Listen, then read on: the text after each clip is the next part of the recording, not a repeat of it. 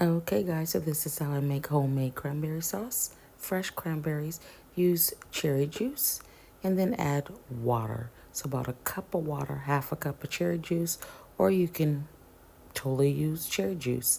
But it just makes it a little more sweeter, okay? So we're gonna go ahead and put our whole cranberries on.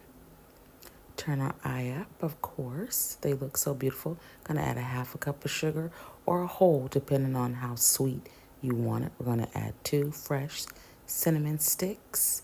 Stir it up just a bit, you all. This cranberry sauce is something to make. If you like cranberry sauce, this is the one to make. Now, some people like the jellied cranberry.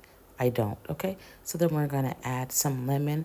I did about it was about a full tablespoonful of lemon juice. Remember, 2 cinnamon sticks. And then we're going to add a little more cinnamon as well.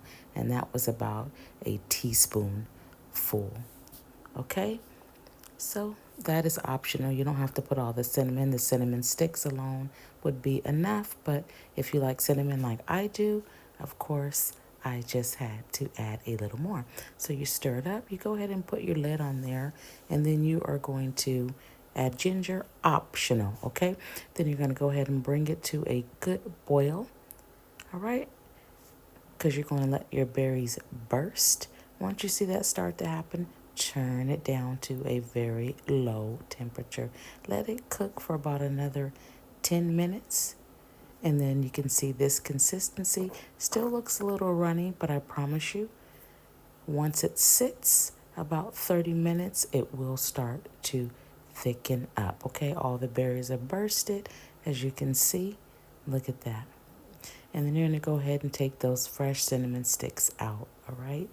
Turn it off and take your cinnamon sticks out. Like I mentioned a few seconds before, this is the consistency you want after it sits about 30 minutes. Now, once you put it in the refrigerator, it gets a lot more jellied than this.